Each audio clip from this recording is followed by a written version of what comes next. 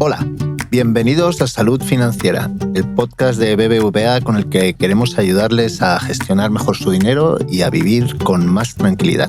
Un saludo de quien les habla, Miguel Rodríguez Canfranc.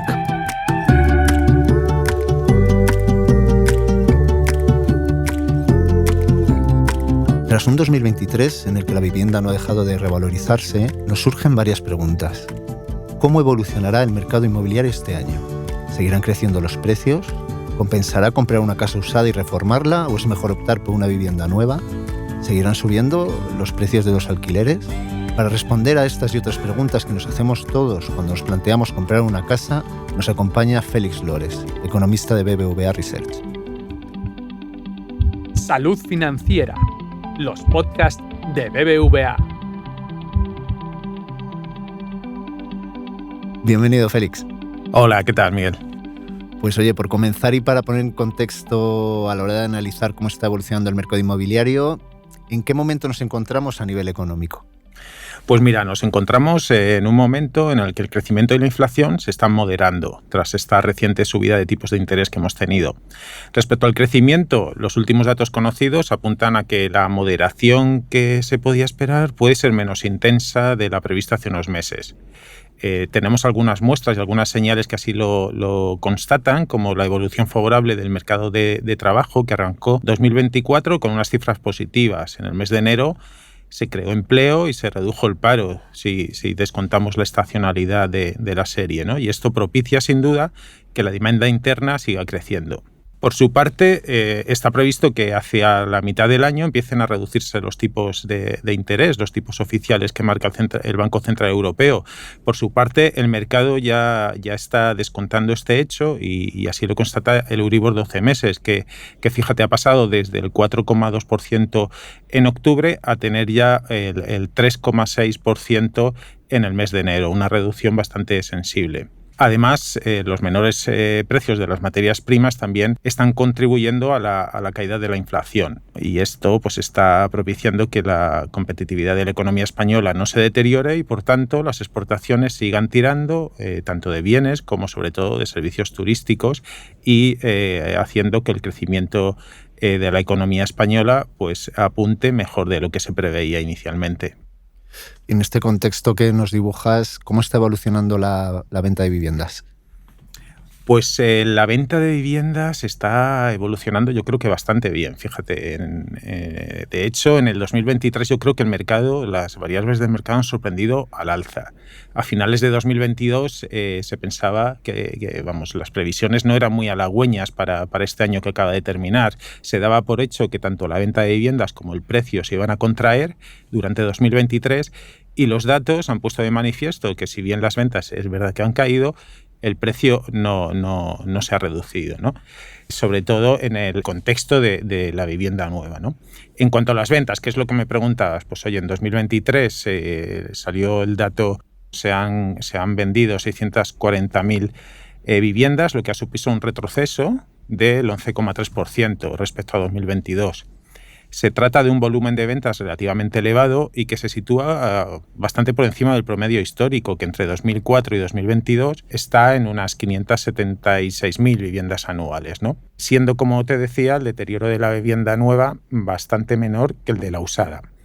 ¿Y qué hay detrás de este deterioro? Pues son varios los factores que lo respaldan. La moderación del crecimiento económico, la subida de los tipos de interés, que en 2023 se han mantenido relativamente elevados, la desaceleración del crecimiento de las economías vecinas que han podido sustraer algunas operaciones de extranjeros que en España tienen una importancia relevante, la incertidumbre en torno a la regulación en el sector inmobiliario también hace considerar algunas operaciones tanto a particulares como a inversores. Y todos estos efectos han contribuido a que las ventas se hayan reducido este 11,3% que te decía, pero la buena marcha del mercado laboral y la disponibilidad de ahorro acumulado durante la pandemia ha permitido que 2023 haya cerrado mejor de lo que esperábamos a finales de 2022. ¿Y en cuanto a los precios, han seguido la misma senda? Pues los precios, como te comentaba, pues han sorprendido al alza, ¿no? Pero antes de hablar de precios, yo creo que no podemos dejar de hablar de la oferta. Porque está siendo la variable clave en el comportamiento en el sector inmobiliario. La oferta lleva tiempo sin ser capaz de satisfacer a la demanda. Fíjate, entre 2022 y 2023 se crearon en media anual unos 250.000 hogares netos, ¿no? O quizás unos poquitos menos, pero en ese intervalo, ¿no? Y sin embargo, tan solo se inició la construcción de poco más de 100.000 viviendas al año, ¿no? Tenemos aquí un claro déficit de viviendas si consideramos la creación de hogares y la iniciación de nuevas construcciones, ¿no? Obviamente esto no es generalizado en toda la geografía española. En la mayoría de las pequeñas ciudades no se da este problema, pero en las principales ciudades, aquellas donde se concentra la mayor parte de la población y la mayor parte de la actividad económica, sí que se constata este problema de escasez de oferta. Y sabemos que cuando la oferta escasea, pues el precio, ¿qué ocurre? Pues que sube, ¿no? Esto lo vemos también en otros mercados. Por ejemplo, a mí me gustan mucho las setas. Cuando viene una buena temporada, el precio es moderado y puedes acceder a comprar cualquier variedad de ellas, pero si viene una época en la que no llovió lo suficiente o se adelantaron los fríos, las pocas que salen al mercado se venden carísimas, ¿no? y poco menos que prohibitivas. Pues algo así está pasando, ¿no? Esta restricción de la oferta está haciendo que el precio se mantenga y no baje en un contexto en el que las ventas están bajando, ¿no? Así tenemos datos hasta septiembre. El precio entre enero y septiembre ha subido a un promedio interanual del 3,4%, siendo la subida bastante más intensa en el caso de la vivienda nueva, que alcanzó un 6%, y un poco menos intensa en el de la vivienda de segunda mano, que rondó el 3% aproximadamente. Lo has apuntado un poco antes, pero es verdad que durante 2023 vimos que continuaba el ciclo de subidas de tipos oficiales, pero también hemos visto que la inflación ha empezado o ha caído bastante. ¿Qué previsión tenéis para 2024? Efectivamente, parece que la política monetaria restrictiva ha cumplido con su función de tratar de reducir la inflación. De hecho, la subida de los tipos de interés lograron desacelerar el crecimiento de las economías y, en consecuencia, moderar el crecimiento de los precios, ¿no? Algo que ya ha empezado a producirse. La previsión de tipos, pues esperan que comiencen a descender en la primavera de 2024 y que este año concluyan una tasa del 3,75%, que son 75 puntos básicos menos que en 2023. Y se trata de unos niveles relativamente elevados, ¿no? que conseguirán seguir moderando la tasa de inflación. Será en 2025 cuando los tipos bajen del 3%, se sitúen en el 2,75% y la inflación se aproxime a los objetivos actuales del Banco Central Europeo, en torno a un 2,3% aproximadamente, ¿no? Esta reducción de tipos será sin duda un aliciente para la demanda de vivienda, que ha permanecido a la espera del abaratamiento de coste de financiación y por tanto aletargada, esperando que se reduzca este coste. Y en este contexto de inflación y tipos, ¿cómo puede evolucionar el mercado de la vivienda en los próximos meses? De cara al presente año, se espera que el sector vaya de menos a más y se consolide un cambio de tendencia según se aproxime 2025. Las ventas podrían volver a contraerse, aunque con una contracción menor, debido sobre todo a la persistencia de unos tipos de interés relativamente elevados, ¿no? En cualquier caso, el buen desempeño del mercado de trabajo que estamos preveyendo nos hace pensar que se puede garantizar que las transacciones se mantengan en torno a las 600.000 viviendas en 2024, ¿no? Por el lado de la oferta, consideramos que va a seguir siendo limitada. El sector va a seguir enfrentándose a la incertidumbre regulatoria y a la falta de mano de obra, sobre todo aquella más cualificada, y esto seguirá condicionando la puesta en marcha de nuevos proyectos. Por su parte, se espera que la recuperación del sector llegue en 2025. La aceleración del crecimiento que se espera para la economía española y la reducción esperada de los tipos de interés permitirán que la demanda que ha permanecido aletargada por los elevados costes de financiación puedan salir al mercado. Además, la recuperación de las economías europeas podrán impulsar la demanda de vivienda de extranjeros tras la contención de 2023 y 2024. Un aspecto que no es despreciable, puesto que las operaciones de los extranjeros en España en este momento rondan prácticamente el 20% del total de las compraventas que se producen en el país, ¿no? La oferta podría impulsarse por la llegada de la financiación derivada de los fondos europeos para promover vivienda social sostenible, y por el comienzo de las obras en grandes desarrollos, como por ejemplo los que se contemplan en el sureste de Madrid, que albergarán un gran número de viviendas en la capital. Y en cuanto a los precios, ¿cómo se espera que evolucionen? El precio continuará creciendo en 2024 en un contexto de contracción de ventas, pero pensamos que la escasez de oferta de vivienda, sobre todo en el segmento de vivienda nueva, va a sostener el precio y va a permitir que se registren subidas en 2024, ¿no? En 2025 el crecimiento de las ventas ante un producto final que todavía limitado, puesto que desde que se inician las obras hasta que se terminan transcurren 18, 24 meses, pues propiciará un avance del precio algo más intenso en 2025, ¿no? En la medida que la producción de vivienda siga estando limitada, como consideramos que va a estar en el presente bienio, pues va a suponer un aliciente a que los precios sigan subiendo y sobre todo no veamos contracciones. Has hablado mucho de la falta de oferta, ¿no? De la escasez de vivienda, pero ¿por qué se produce? Pues mira, aquí hay que señalar varios puntos, ¿no? El primero es la incertidumbre regulatoria. El inmobiliario es de por sí ya un sector muy regulado y cualquier cambio en las reglas del juego a mitad del partido pues tiene un impacto importante entre los inversores, pequeños ahorradores, compradores, etcétera, ¿no? Que están un poco a expensas de a ver cómo se va a asentar todas las reformas regulatorias que se lleven a cabo.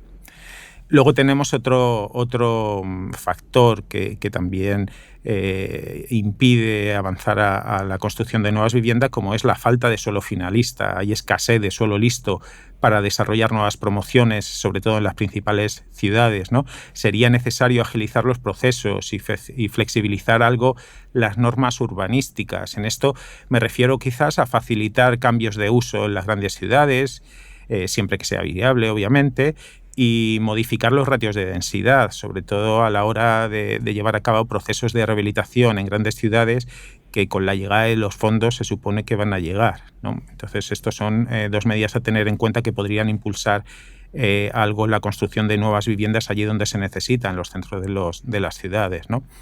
Por otro lado, la promoción pública se ha reducido a la mínima expresión. Antes era un aliciente a la construcción, ahora llevamos varios años en el que la promoción pública se ha reducido muchísimo y eso ha propiciado que España cuente con el menor parque de vivienda social de Europa. Por otro lado, otro factor que está limitando la oferta y que así lo mencionan todos los promotores y constructores es la falta de capital humano, ¿no? Se aprecia que el aumento de números de vacantes, de plazas, de ofertas de trabajo que salen al mercado en el sector de la construcción no logran completarse, no encuentran a trabajadores para poder cubrirlas, ¿no? Además, estamos en un contexto en el que el sector está viviendo un proceso de envejecimiento de su mano de obra más intenso que la media nacional, por lo que se enfrenta a un proceso de relevo generacional relativamente intenso que deberá ser afrontado en los próximos años, ¿no?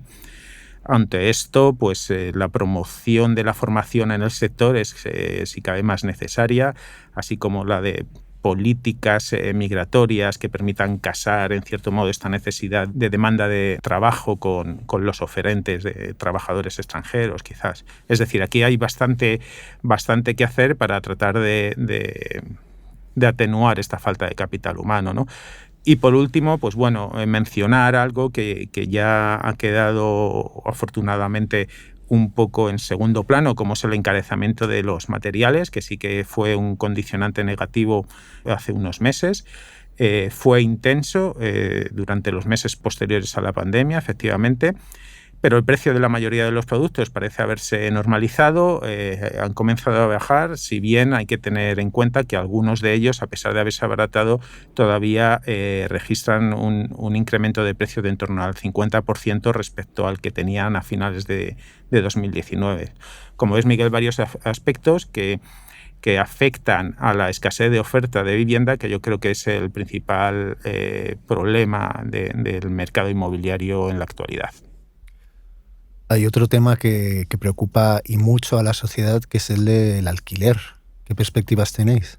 Pues en cuanto al alquiler, creemos que la falta de seguridad jurídica para los propietarios continuará siendo la razón más relevante que hay detrás de que la oferta de alquiler sea reducida en España en términos generales, ¿no?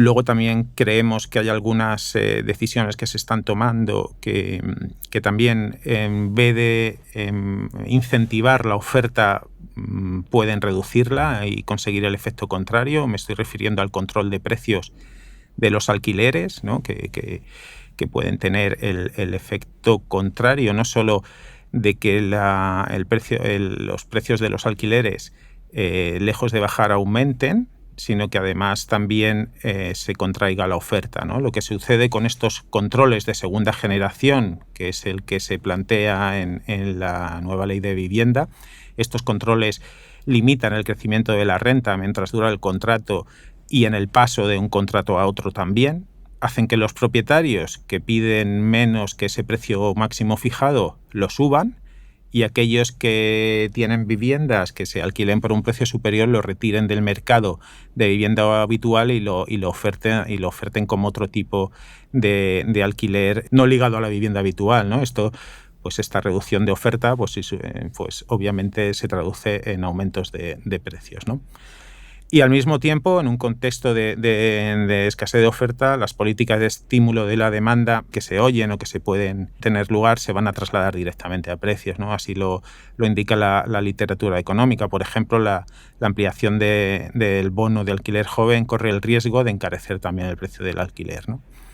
En estas circunstancias no se espera que el precio del alquiler se vaya a reducir en el corto plazo. Para ello sería necesario promocionar iniciativas que supongan un aumento de la oferta, y para ello la más inmediata, bajo mi punto de vista, sería garantizar la seguridad jurídica en el mercado del alquiler para que los propietarios pongan sus viviendas en el mercado sin miedos de tener impagos o de que destrocen las casas o cualquier cosa de estas que te alejan de pensar que puedes poner tu vivienda en el mercado. Pues vamos ya terminando, Félix.